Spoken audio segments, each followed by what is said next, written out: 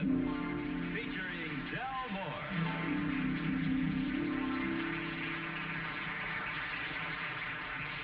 Incident number 1 in the life of Elizabeth occurred the time they were going to try to cram a real long trip into a moderately long weekend. Anyway, every minute counted. Have you ever done this?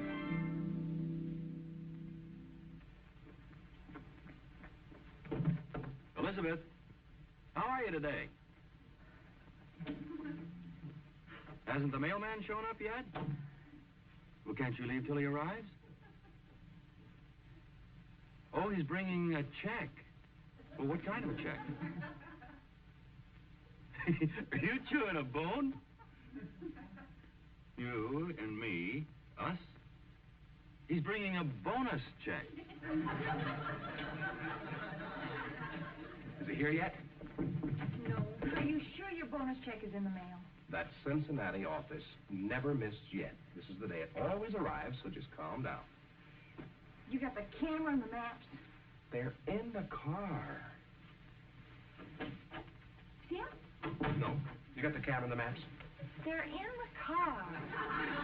You don't suppose we can leave without the check, do you? Oh, honey, we'd never get past Santa Barbara. Well, then we'll just sit down and wait for the mailman. Sure.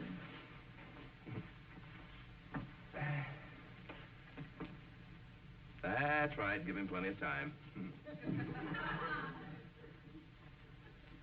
Alvin, wouldn't it be awful if they didn't send your check today? After all, there's so many things that can go wrong. Nothing went wrong. The mailman isn't here, that's all. Suppose they forgot to put stamps on the letter. The Cincinnati office never forgets anything. You see? Here we go. Put him down. Who was the bread man? Hi, Witjas. Now, honey, don't look so brought down. After all, you gave the Williams kid that whistle yourself on his 6th birthday. Oh, but he's getting a little old for cops and robbers. He's 15. Well, sit down and relax. It's only a little past 10. He'll bring the check in a few minutes, and away we'll go. Alvin. What's the matter? Suppose it's a new mailman. Well, so what? He'll find the house. Don't you? No, he won't. Our house number's all faded from the sun. Go paint it. Lisa, there's another one painted on the curb. You'll find the house. Will you stop worrying? But every minute counts. Yeah, I know. Well, let's see. Today is Friday. Oh. We'll need all day Friday and Saturday to get there so that we can use all day Sunday and Sunday night to get back. And then you just 15 minutes to relax and swim and play a couple of sets of tennis. Elizabeth, if you're being sarcastic, I would like to remind you that you helped plan this trip with me, you know. I'm sorry, darling, but we do have to use every available minute. One detour and we only swim halfway across the pool. Wait a minute. Shh. I think I hear something. Hey, is that him? Is it? Not unless he sells Tutti Frutti on the side. I'll put the suitcase in the car and help a little bit. Never mind, Alvin. What? I've got it all figured out. You got all what figured out? You said the Cincinnati office was efficient, right? Well, they never miss. All right. Picture the scene. A big, efficient office. Yeah? The boss says, Miss Smithers? And she says, yes, Mr. Krovney? And he said, be sure Alvin's bonus check is in the mail by the 23rd. He's probably planning a vacation, and we wouldn't want to disappoint him. Elizabeth, I think you need a sedative. I'm just trying to show you how things can go wrong. And Mr. Krovney probably said, do you have his correct address? And she says, yes, it's 123 Elm Street, Los Angeles. But Mr. Krovney probably didn't even let it go at that. He said, is that Los Angeles, Texas, or California? Well, so far, all you're proving is that it's in the mail. Everything's all right so far. She made out the check, and he signed it, and she gave it to the office boy to mail to 123 Elm Street, Los Angeles, California. And then what went wrong? What happened? The office boy goofed. Little rat. What did he do?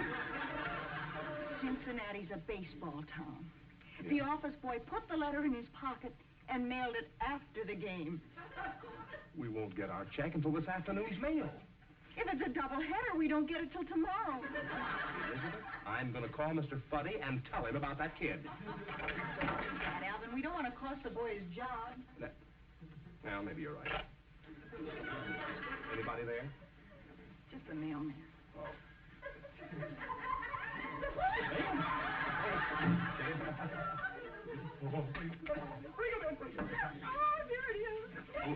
Cincinnati, never forget. Come here. No, Oh, honey, cut it out now. Come on. looks like a light bill. Light bill, honey. Look. $7.50. Never mind that. You know what? Come on. Is that... Here's a letter from Mama. You want to read it? Yes. Honey, cut out. No. Please. These are cards from the light company. You want to know why we don't pay our $7.50 light bill? What is that? What is that? Will you stop acting like the queen today? Open it. Here we go. Come on.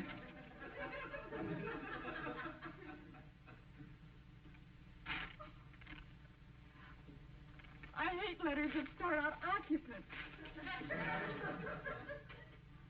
Elizabeth, the office boy has got to go. Hello. Oh, hello, Mrs. Skinridge. Bags away. No, You what? Don't go away. Stay right there. I'll send the office boy after it. Yeah, I'm going to put the bags in the mailbox. All right. Thank you, Miss Skinridge. Goodbye. Who was it? It wasn't you, mailman. He delivered your check to Mrs. Skinridge. She accidentally steamed it open by mistake. How much?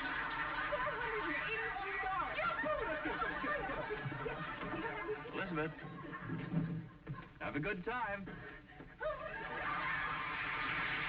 Incident number 2 in the life of Elizabeth occurred when she was cleaning house one Saturday afternoon. It all started when she discovered that Alvin had quite a few things to get off his chest. The chest of drawers, that is.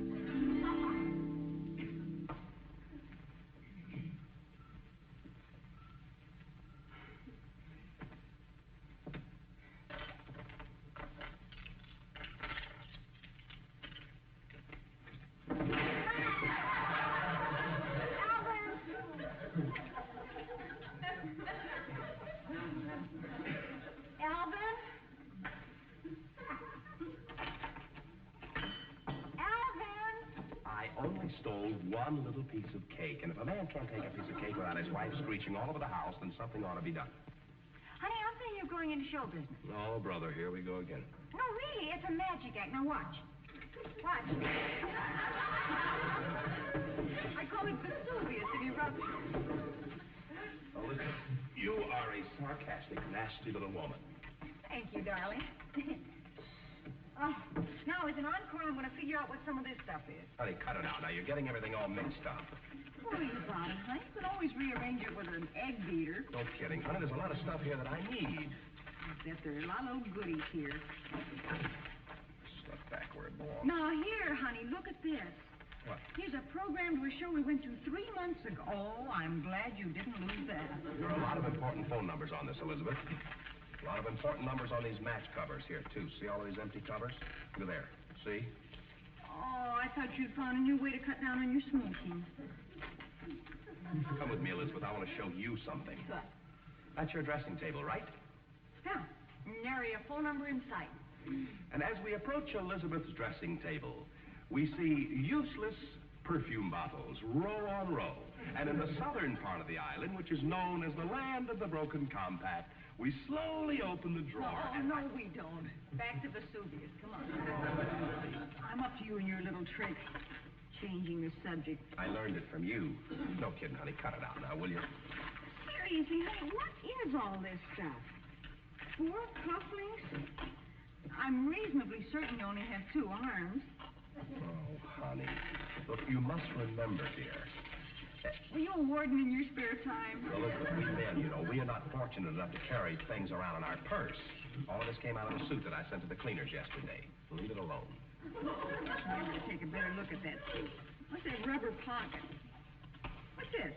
Wait, give me that. Give me that. No, wait. Oh, Joe's garage. What are you expecting? Well, at the very least, Elmer's Delicatessen. Phone numbers, just phone. How come just phone numbers and no names? I remember the names. Right, whose number is this? Marzipan, 87691. The City Hall. Wait a minute. How can you tell if I'm right? I have the most wonderful little book right here. It's known as the telephone directory. Oh, that's very funny. City Hall, you're right. You see? Whose number is this? Plymouth 78431762X 2811 9404311 2947857 Elizabeth. 811 4. That happens to be the serial number of my dad's car. But since you're being so snug about this, let's take another little trip back to the land of the perfume bottles. Now, as we... Oh, no, you don't. Back to the... Hold your hand over here like this, so we don't get hit in the face. All right. No, really not. Okay. Oh, honey. Look, why do we have to do this now? I know where everything is. Will you cut it out? Well, the way I see it is this, Alvin. I'm apt to wander in here and open this drawer by mistake sometime, right? Oh, stop. Well, really, and if this stuff jumps out at me, I'm going to be scared, and I'll probably faint. And I might fall in the middle of all this, and you never would find me. Funny. Then you'd have to hire a safari, and you know how expensive they are. I might starve. Elizabeth, to get back to the original question, why are we doing this now? Because I want to reline all the drawers today. Oh, Alvin, now here's something you really need. A broken boomerang. Hand me that, Elizabeth. Next time we're in Australia, we're going to have it repaired. This is not a broken boomerang. It's a warped ruler. We're now about to hear a funny joke. No, really, it's a foot from here to here, right? It's a foot. That's one foot that'll never have fallen arches. I made that up. I don't think I worded it right. Well... Boy, you've told some bad ones in your time, but that was worst of the bunch. You just don't appreciate me and... Fallen arches. Oh, honey, now what's your perfectly good jacket doing just crammed in with everything else? I'll hang it up where it belongs. Honestly, you men, you cram everything into a little tiny space.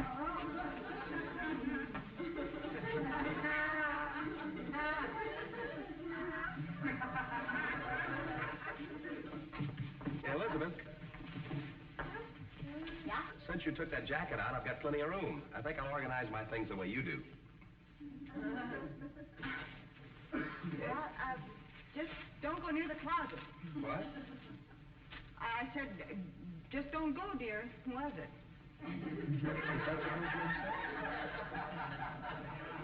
I don't think I worded it right. Oh, I see. It's another one of your crackpot jokes. Look, you can do this by yourself, honey. I have work to do. Wait a minute. I think I want to open this. I'll bet it's worse mess than mine was. Go ahead. Just watch your face. And back. See? Packed tightly but neatly. Yeah. Not so fast. Not so fast. Wait a minute.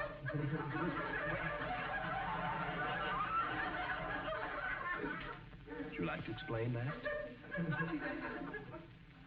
Yeast?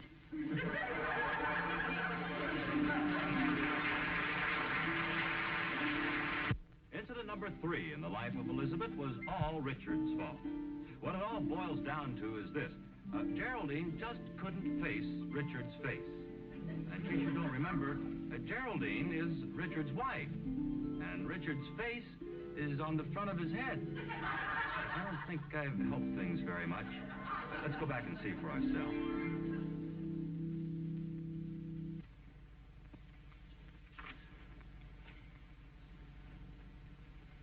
Getting late. Yeah, one more chapter. My gosh, at 11:30?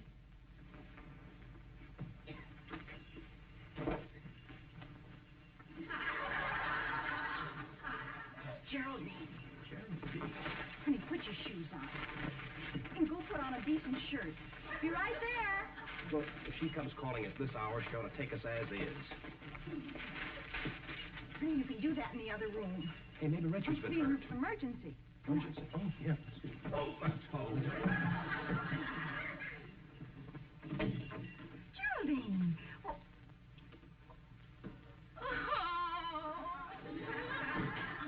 Jerry, wait a minute. Oh.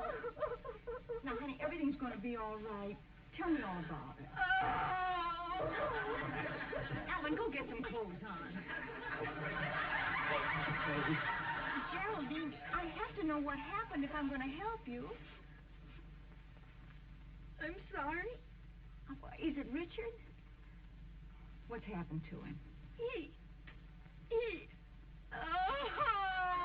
Geraldine, what's happened to Richard? If you love him, you have to tell me so I can help. Love him. I hate him. Well, that's more... Geraldine, I'm talking about Richard. So am I. Big, stupid Richard. Tell me what he's done. Well, you know how he always relies on me for everything? Well, I know he depends on you a lot. When you have a paper head, you have to rely on something. You still haven't told me what he did. 6'3" of nothing. And all my married life, he's never done a thing without first consulting me, and now this. Oh, now we're getting somewhere. And now what? Elizabeth, thanks for letting me get it off my chest. But I still don't know what happened. You're the only one I could turn to. You know how this sort of thing gets around. Oh, wait a minute. You won't tell a soul about Richard, will you? I can't. How far is Reno? Oh, Jerry, now you come over here and sit down. We're going to settle this once and for all. What are you going to do? I'm going to call Richard up and have him come over here, and we'll discuss this, whatever it is, like human beings. But you don't have to call him. He's right out front. I've got him locked in the car.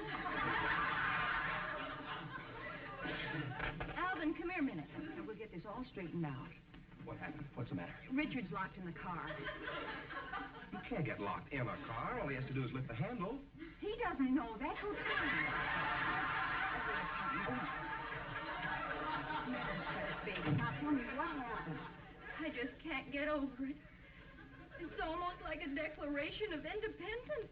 Geraldine, I'm going to ask you a direct question, and I want a direct answer. What's Richard done? Haven't I told you? You haven't told me at least 6 different times. Well, you'll see for yourself the minute he walks in here. He won't come in. He's listening to a program on the car radio. Imagine. Richard! Tell her to cut that out. It's 11:30. Alvin, did you walk across that wet lawn in your bare socks? Bare socks. Honey, I told you. Put some slippers on or something. Go on. Look, no one but Richard could cause a trouble like this. Go on. Oh. Now you stand right over here. I want you to get the full impact when he walks in. Hi, Elizabeth. Hello, Lovey. Hi. Say, let's all go out and sit in the car. There's a wonderful program on. If I know you were listening to the heater. You don't see anything. You don't. Look at that face.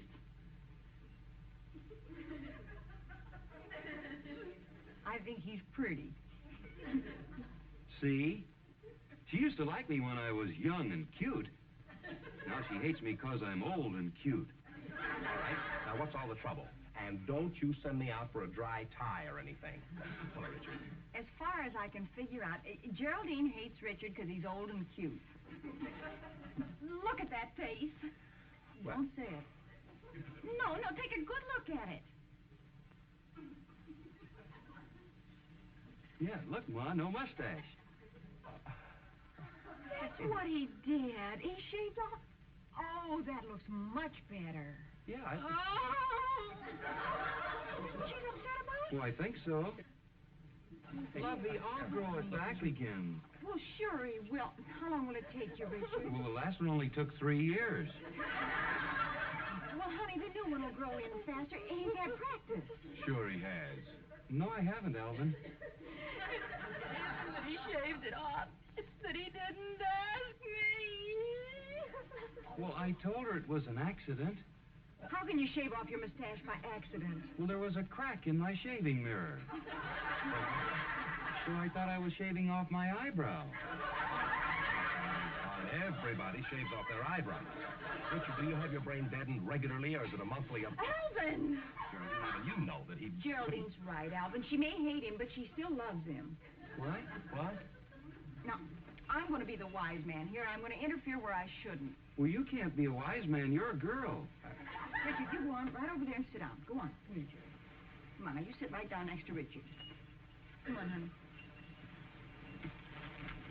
Now, Richard, where you made your mistake, you shaved off your mustache when you know Geraldine prefers you with a mustache. Yes, ma'am. Yes, ma'am. Oh, I forgot. You're a wise man. Yes, sir. Brother. And Geraldine, where you made your mistake, you got much too upset about a little item like a mustache. Although I'll admit it's a pretty ticklish situation. I just threw that in to cheer everybody up. He'll say he should have consulted me. Sure. He should have, but even so, you got too upset about a mustache. I'm being frank, no? Yes, sir. I guess you're right, Elizabeth. Now, Alvin would never grow a mustache because he knows how I feel about them. And even if he did, he'd ask me first, and I'd say no, so either way, he'd never grow one. See, Richard, that's real love. Yes, lovey. You know, it's the funniest thing. I've never been able to stand the thought of Alvin with bristles along up here. You never know. I might want to kiss him.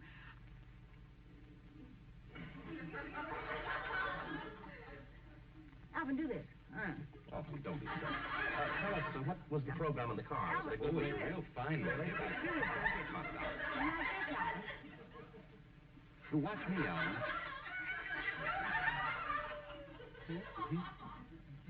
Richard, do you have a cigarette lighter? Oh, yeah. Here.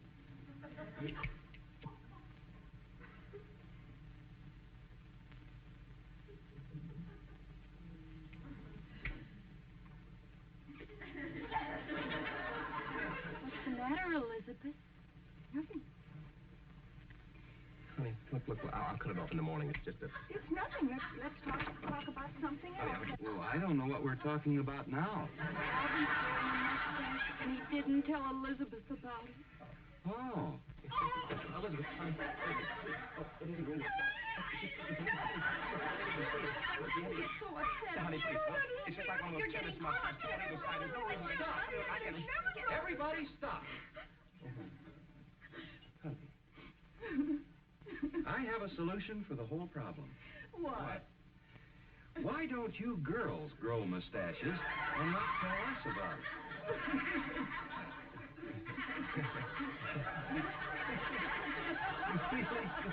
You mean it? Oh, you mean it? Oh, no. Hey, you could have one. Say goodbye to the people. Goodbye, everybody. No, really, don't do that. Now, here to say goodbye to you is the lovely star of our show, Betty White. Thank you, Jack. And thank you, everybody. Thank you. Poor Richard. You know, one time Geraldine sent him to a psychiatrist, and the report came back, genial personality and low mentality. So let's face it, Richard's nice and stupid. Until we see you again, once more, goodbye, everybody.